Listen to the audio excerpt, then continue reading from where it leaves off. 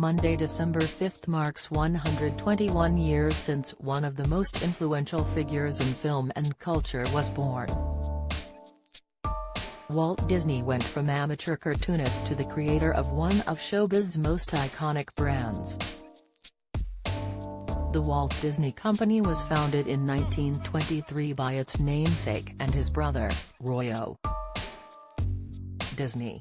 5 years later, Mickey Mouse made his debut in a media production. In 1937, Disney's first feature-length film, Snow White and the Seven Dwarfs, made millions of dollars at the box office. Hollywood hits were not the end of the Disney's ambitions. Walt opened Disneyland in 1953, and also won plaudits for Mary Poppins the same year. The film received 12 Academy Award nominations.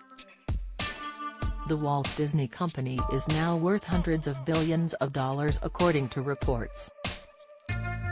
In 2020, banking rates Sean Dennison valued it at $130 billion, £106 billion. However, this was before the launch of Disney+, a streaming service that saw the company's value skyrocket.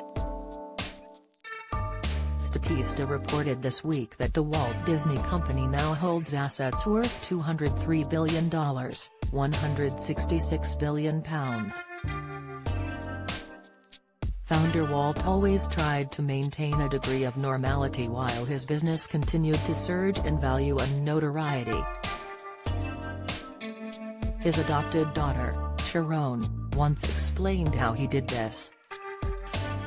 As quoted by Business Insider, she said, "We weren't raised with the idea that this is a great man who is doing things that no one else had ever done. He was Daddy. He was a man who went to work every morning and came home every night."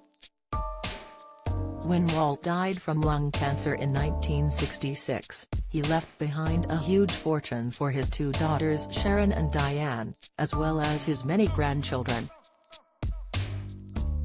Walt and his wife, Lillian, lived in an $8.5 million, £6.9 million home in Los Angeles.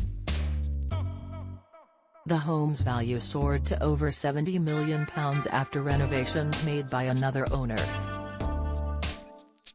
Walt's oldest daughter, Diane, and her 7 children all reportedly inherited large sums from the Hollywood icon.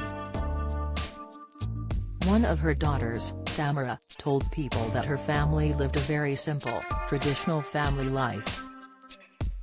Sharon also tried to live as normal a life as possible with her adopted daughter Victoria, and her twins Brad and Michelle. It has also been reported that Michelle never worked and owns 3 homes in California. Victoria is said to have led an even more luxurious lifestyle.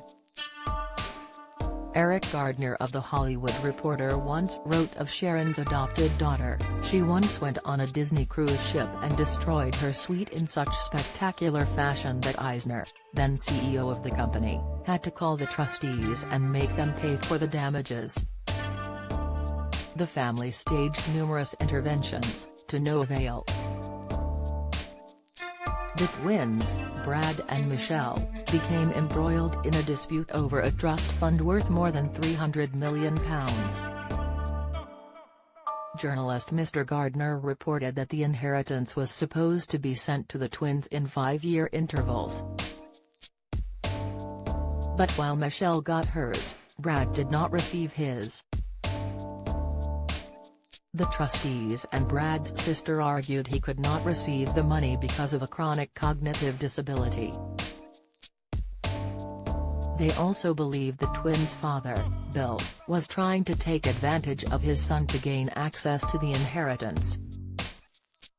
Walt's brother, Roy O., had 4 children.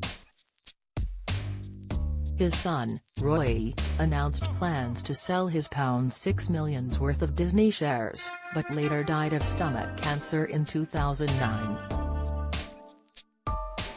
Another of Roy's children, Abigail, admitted in 2019 she had reservations about the huge wealth her family had inherited. She said, "We went from being comfortable, upper-middle-class people to suddenly my dad had a private jet. That's when I feel that my dad really lost his way in life. And that's why I feel hyper-conscious about what wealth does to people. I lived in one family as a child, and then I didn't even recognize the family as I got older." Business Insider reported in 2020 that the Disney family as a whole now owns less than 3% of the company.